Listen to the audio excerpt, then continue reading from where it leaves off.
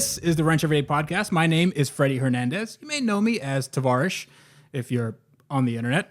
I don't know how you'd be listening to this if you weren't on the internet. But joining me is my partner, Mr. Andrew Howell. What's an internet? Yes. Well, an internet is, I believe it's either a series of tubes or a large truck. I don't care. Okay. So how you doing today, Andrew? Hey, you know what? I'm doing swell. You doing all right? How you doing? I am just off the heels of doing a lot of work to my Lamborghini. Cool. I have a Ford Focus. Really? Yep, it goes fast. It's basically the same thing. Well, no, it's not because mine runs. Oh, okay. All right. It's that kind of show. All right. Before we get started, I didn't know it was a roast. it is a roast. Okay. Before we get started, I just wanted to say thank you to all of our subscribers, viewers, people that comment, really kind of floored with the reception that we've gotten over the past 9 episodes. Yeah. This is our 10th episode. We should double digits, dude. You know what? Let's toast. Let's toast. Let's toast. Super dry toast. Yep, no bread. Great. And man. people can hear that nasty Mouth noises. Yep.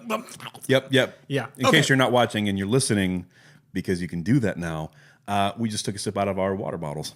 Yeah, so we've done 9 episodes. It's the 10th, and we're actually working on getting the iTunes and Google Play and all that stuff so you guys can listen to it. Just bear with us. Yeah, just bear with us. It should be up by next week-ish, hopefully. But if not, then, well, they're going to be up eventually. Like, these episodes aren't just going to be lost in the ether. So, yeah, I wanted to give you a little update on what I'm doing with Lamborghini. Yeah. And a few issues that I've had with it. Yeah, I've heard that you have had a few issues that may drive you nuts. Yes. So That was a nuts and bolts joke, everybody. You're welcome.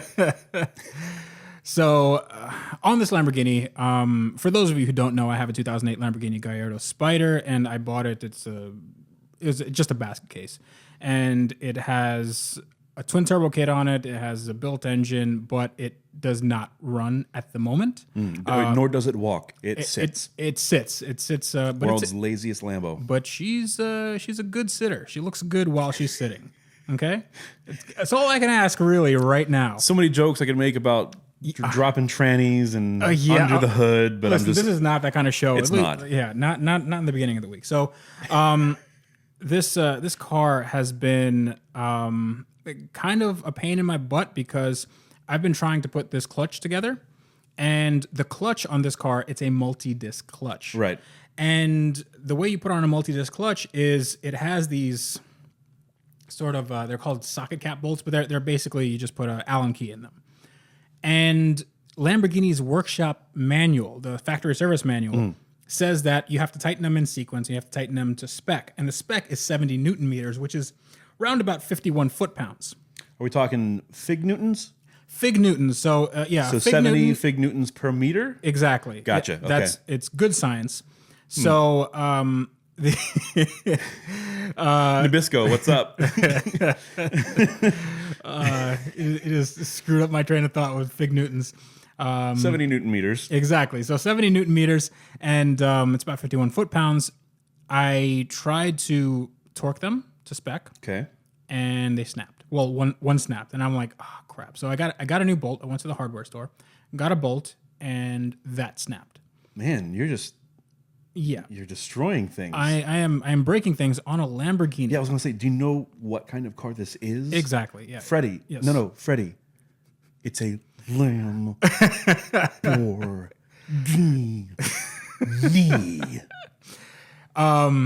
Right now, it's not even that. It's just a broken Volkswagen at this point. But so what I did is what a lot of people do, and when they're doing daily videos, is I just made a video anyway, and I asked the internet for help. And that's sort of a double-edged sword because you have a lot of people, especially on this Lamborghini build, like so many people are watching. Absolutely. It's insane. Like yes. Everybody who's subscribed and watched, I'm getting like 300,000 to 400,000 views per video. Wow. It's absolutely insane. These are, this is like Doug DeMuro numbers, People really like this Lamborghini, but when you have something wrong, then you have the peanut gallery coming out and telling you everything that you did wrong, Right. even if you didn't do anything wrong. Gotcha. So what ended up happening was when I said I got this bolt from a hardware store, people were like, that's the issue. That you shouldn't have gone to Home Depot, Yeah, you even though definitely- I went to Ace Hardware. Definitely shouldn't have done that. You're totally wrong. Yeah, it shouldn't have done. But it's not like I'm putting drywall screws in my clutch. It's Yeah, but if you did that, you'd be wrong. right. What I'm saying. No, wrong. It's like I'm one of the guys from the internet. No, dude, you went to Home Depot. That's your problem right there. That's your problem. Should have gone to Rural King. Yeah, exactly. So, here's a quick rundown for people who don't know. For people who think that you shouldn't go to Home Depot or any hardware store to get bolts for a Lamborghini, bolts have a designation for their tensile strength, right? So, how much force they can take before they break. Now, I am not a boltologist. I am not a PH bolt. I'm not a fastener PhD, right? I'm not a fastenologist. Exactly. I'm not I'm not a boltist. Exactly. You're a nut, though. I am. I'm on point today with these jokes. Oh God, man. Sorry, I'm being a total tool. You know you should. And I'm not even hammered. Like, that's the crazy part. You know, we should stop with these scripted bits. Oh, man, totally. Apparently, They're super ratchet, 100%. yeah. For those of you who don't know, we have we got a comment about we should tone it down with the scripted bits. I want to tell you guys straight to your face. I've never had anything scripted on this. If you think that we are that well prepared, you're wrong. You are gravely Mistaken. Okay. So bolts have classification. So the bolts I used were they're called class 10.9. Well, that sounds really important. That does sound really important, but it has something to do with like the shear strength, and it has to have like 90% of the shear strength to break, and like it's weird. Like there's a formulation, but it's a good for automotive applications. Like these are they're hardened steel bolts. They're made specifically for automotive stuff, right? So a lot of people are like, oh, you should use grade 8 bolts. Grade 8 bolts are SAE. They're US spec. You're not going to have metric grade 8 bolts. They don't exist because one is US, the other one's metric. So you have the grade system, which is grade 5, 8, and 10 for the US fractional system. And you have the metric system, which is class, I believe it's 8.8, 10.9, and 12.9. And I think there's a few other ones. So 12.9 is the best one. Those numbers make no sense. It doesn't make any sense, but that's what they are, right? All right. So I got a 10.9 from the hardware store, and turns out that they have basically there's no way that you can tighten them down to 50 foot-pounds. Like they will break. Like their breaking point is somewhere around 25 foot-pounds. Like they will snap. So it occurred to me that the workshop manual was wrong. Who'd have thunk it? Lamborghini actually put something in their workshop manual which was not correct. Was it supposed to be 7 Newton meters? No. That wouldn't make any sense either because that's way under torque. So I actually went online, and a lot of people are saying that on the spec clutches, on the twin disc clutches, you don't want to do more than like 10 to 15 foot-pounds per. So I was like way over torquing it. Yeah, a little bit. Yeah. But for the people that said I got the wrong bolts and all that stuff, I actually went this morning. I went to a hardware store that has all these fasteners and whatnot called Fastenal. Oh, Fastenal. Fastenal it's a toy store. Fastenal is fascinating. Whoa. Did you buy your stuff in Bolt? Oh, You just got out of there. oh, I get it because it sounds like the other word. Yeah, it's totally screwed up. Yes. There it is. So I went to Fastenal and I got a box of these of the bolts that I need, brand new, hardened. They're class 12.9, so they're like 12.9. 12.9. Whoa, okay, we're Yeah. going a little military grade This here or is something. this is these are salt bolts. Might need to ban them, but I got some assault style bolts for my Lamborghini. Are those AR 12.9s? Exactly. Did you go full semi-automatic with Oh them? no! All right. So I got these bolts, and funnily enough, they're the exact same bolts that came on the car originally. Exactly the same. Oh, They have wow. the same markings and everything. So Nice. So people have nothing to complain about now. I got the exact same bolts. They're heat treated. They're everything, and I got the clutch on. But that was a pain in the ass because it was. Let's just say when you do a clutch, you need it's called a clutch alignment tool. Yeah, those are pretty crucial. Yes. Basically, what it does is since the clutch is on the flywheel, it's just a circle.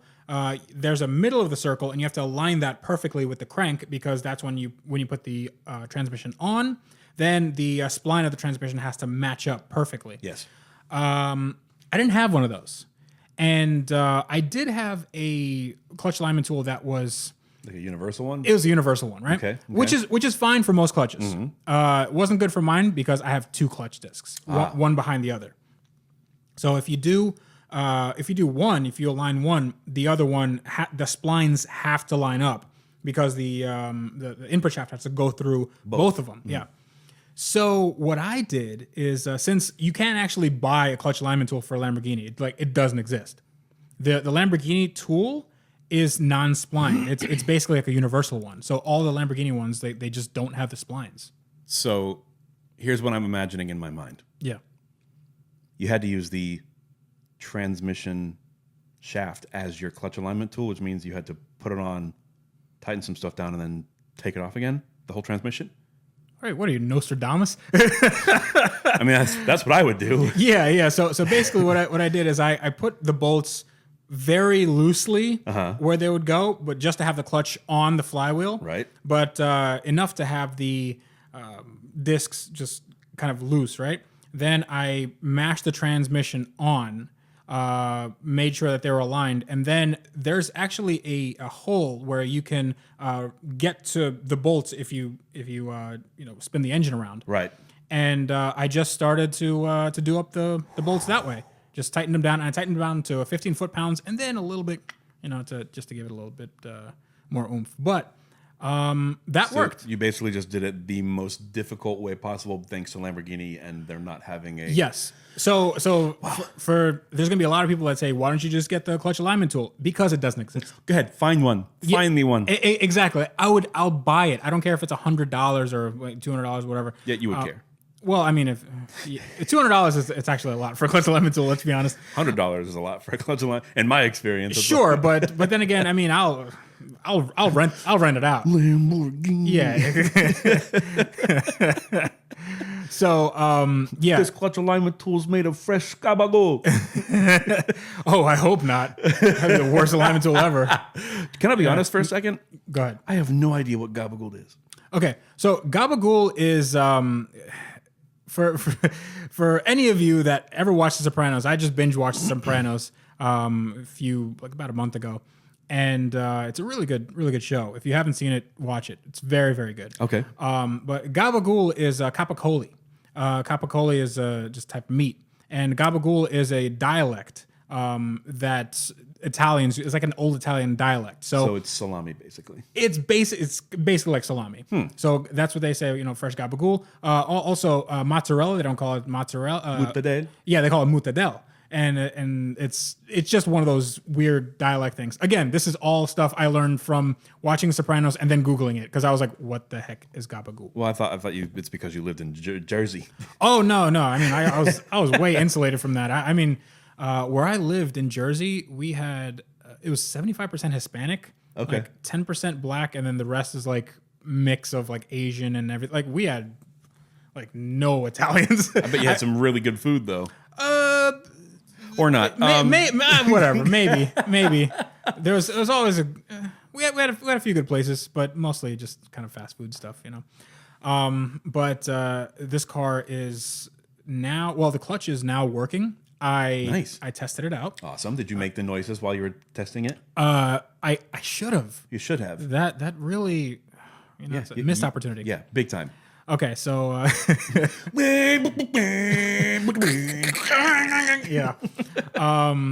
yeah. So what I did was I just had my wife sit in the car, press the clutch down, and then I put it in gear and manually rotated the flywheel. just to see if it would disengage, and it disengaged. Awesome. So that should be good. That should be, done, hopefully. Yeah. And if that's the case, then basically the only reason why my Lamborghini wasn't running was just like it's old. It's been sitting too long. Yeah, it's just been sitting. And what are you going to do with the fuel?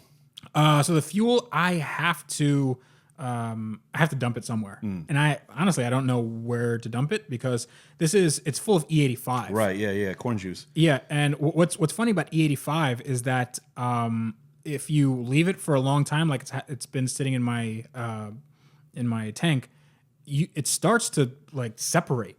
It's weird. It looks like if you dump like canola oil in water, that's what it sort of looks like. It looks like there's like a bunch of little droplets and it's a really weird texture. It's not like gas. It's very strange. Yeah, it's more like oil. Like it feels like oil. So I definitely need to.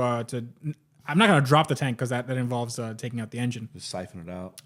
No, there's a drain at the bottom. Oh, perfect. Yeah, so I'm just gonna drain it and then put some 93 in there. What if you? What if we take the fuel, put it in a bucket or something, and then dump it on a pile of leaves? Yes. And then set it on fire. So you could do that. That's actually I had to Google like what do you do with gas? Like what do you do with old gas? Like what can you do?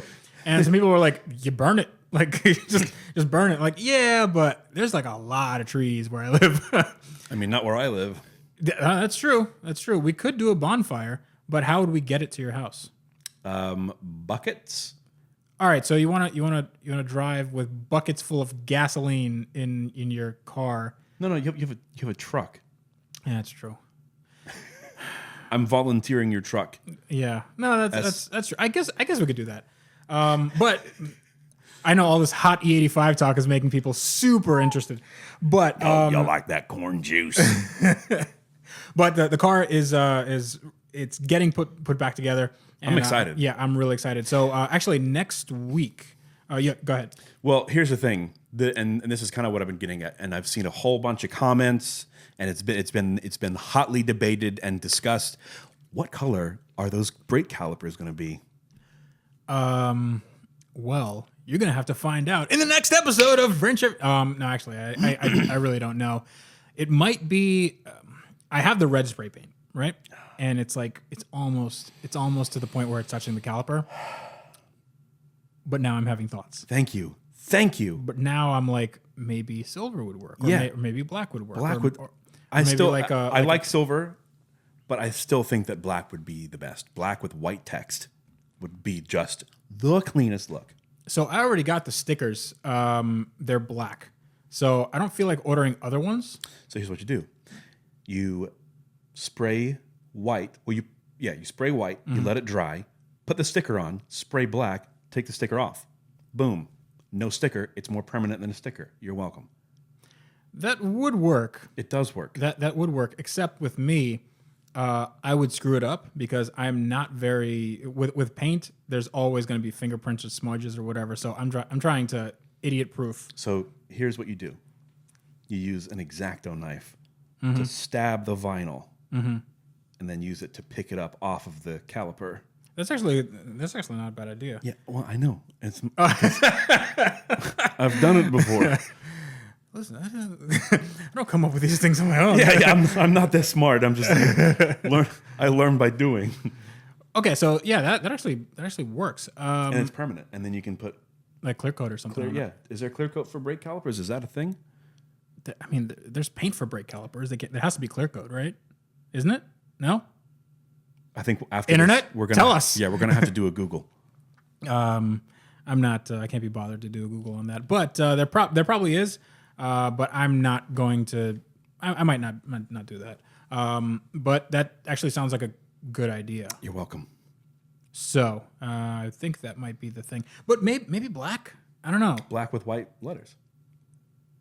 Yeah. Or what if you do a matte black with the gloss letters?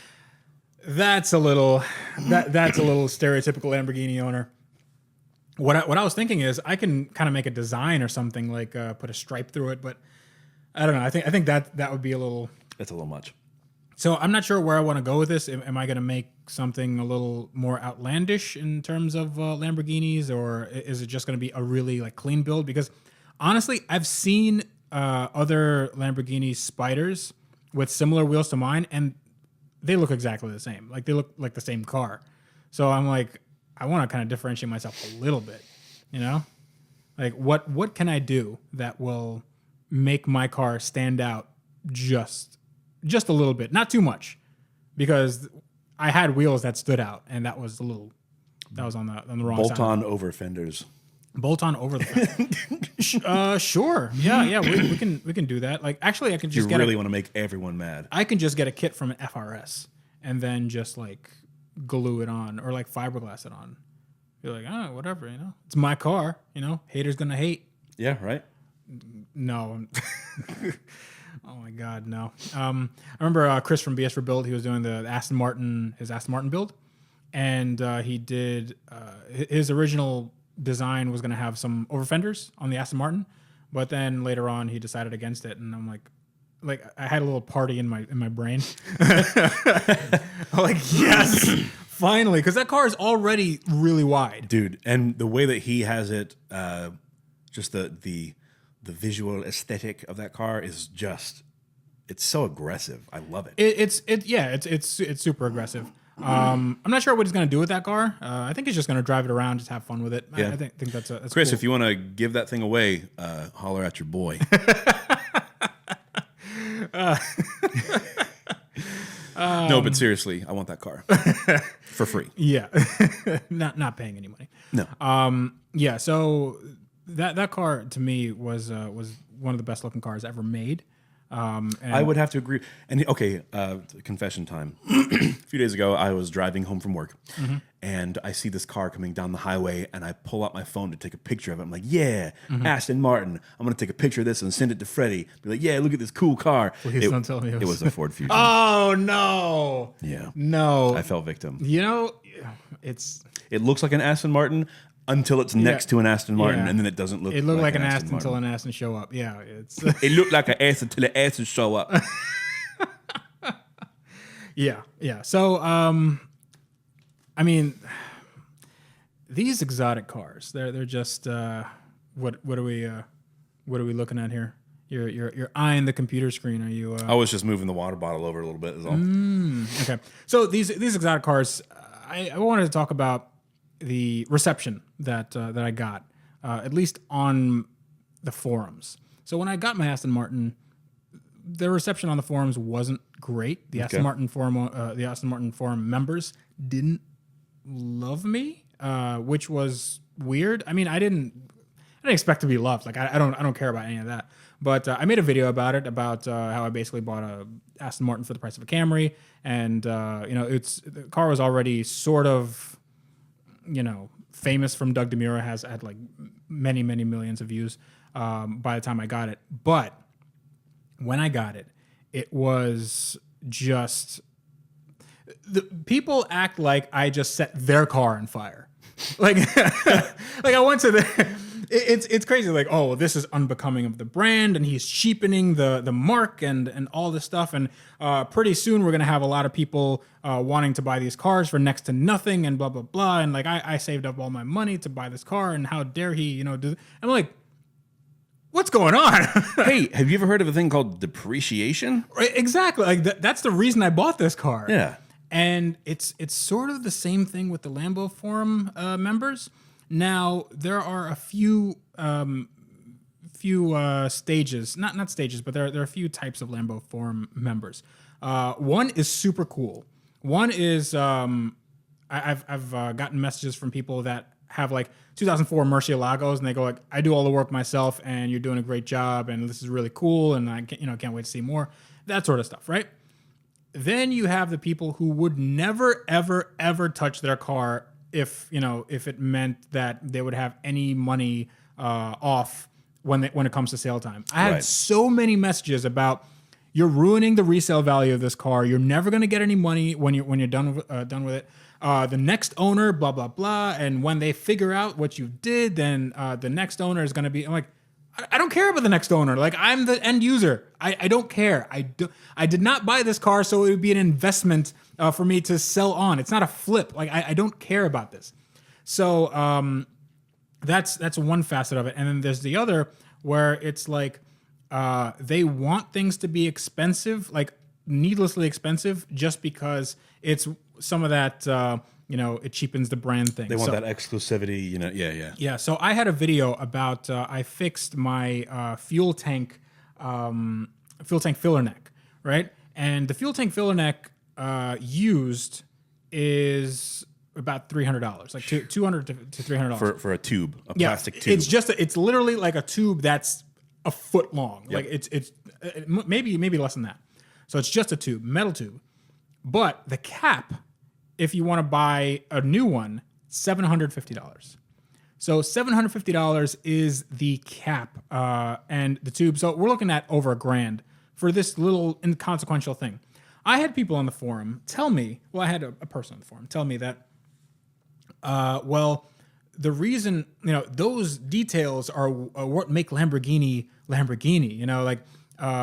When my friends come over, then they always marvel at the weight and the precision. Like, these are literally the words that were used. The weight and the precision of these parts. And I'm like, so you go over, like, your friends come over and you show them your Lamborghini gas cap? Is that... Hey guys, check out this gas cap on my Lamborghini. It's made out of a solid piece of aluminum. It's CNC with this delicate knurling so my fingers don't slip. And it costs $700 so I can close off my gas tank. It shines. But it's so... Here in the Hollywood Hills, where gas caps weigh 9 pounds... It's so stupid. It's so stupid. So I fixed it with like a Ford part. I'm actually going to redo that. So that was like just a proof of concept. I actually found an aluminum piece that I'm going to put on the original part, but I have to kind of hack it off and weld it on. But that was like $20. Nice. So that's going to be in an upcoming video.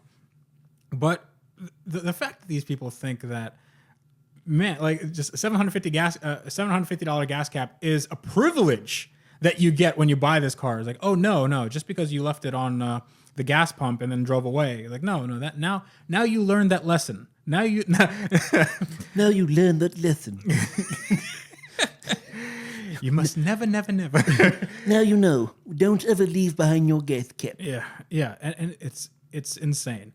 So there are also the people that go like, well, I would have done things right, like, which is like never. You wouldn't have done anything. You would have paid people to do it. Exactly, but there are people like, oh, I saw that car months ago and I wanted to buy it, but I'm glad I didn't, because now that I see all this stuff, I'm like, okay, like I'm glad I did. I got 10 million views and 150,000 subscribers, and it seems to have worked out all right. Yeah. I think you're going to do okay. Yeah, it seems. I mean, and at the end, I'll get a twin turbo Lamborghini for nothing, like for next to for twice the cost of the turbo kit. Yeah, exactly. Like, it's just a fraction of the cost of whatever they're paying. Yeah. And I did it all myself. So there's stick that in your pipe and smoke it. So I think that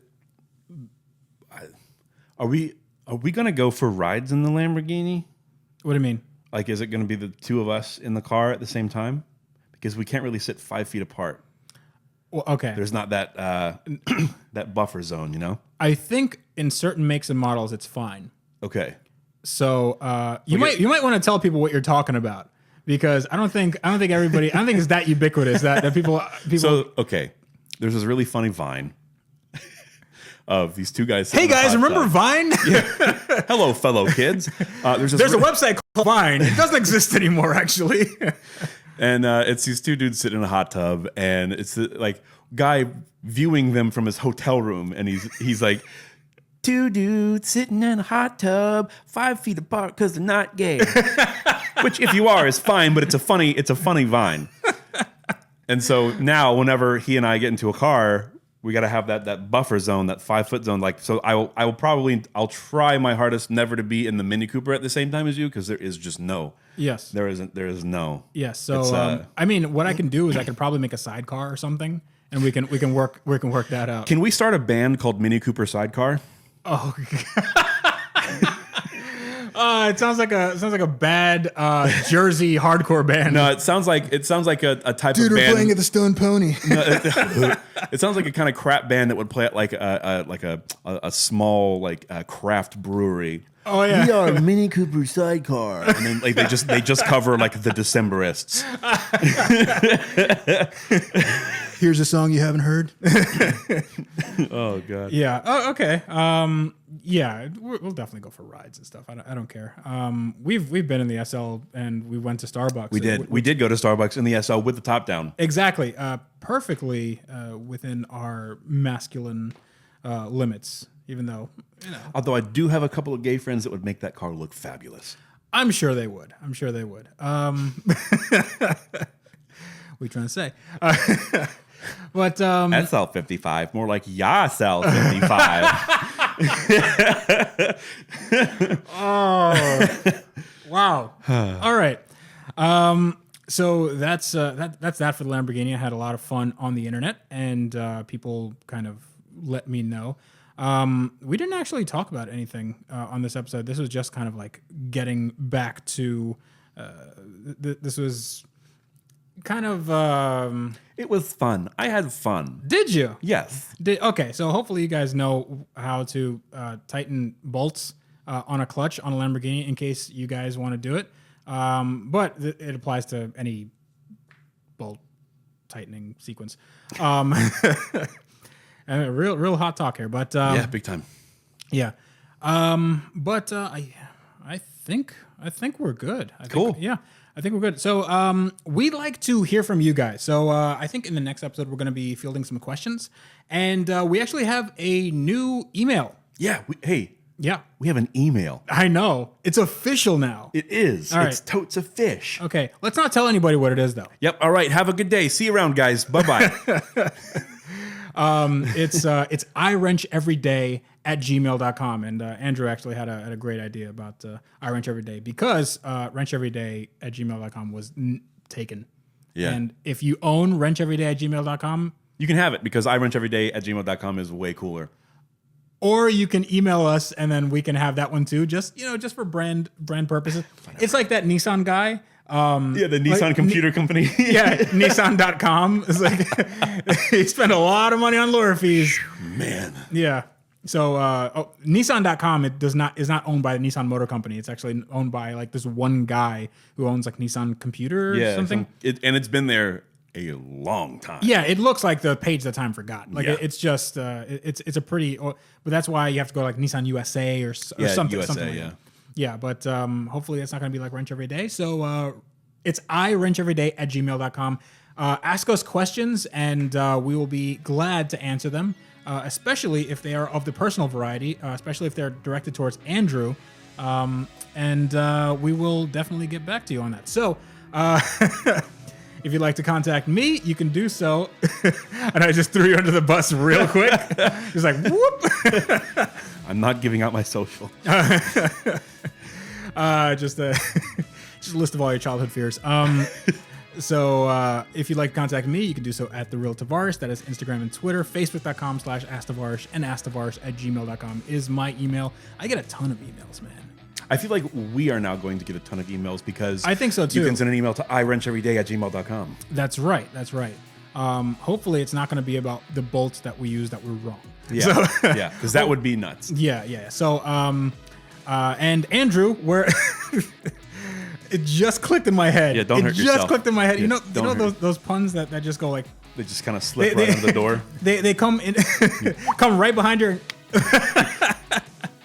Yeah. So, Andrew, where can people reach you? I can be found on the internet sometimes. If you can. I'm on Instagram. It's Heavy Metal FL, and then I'm also on Twitter.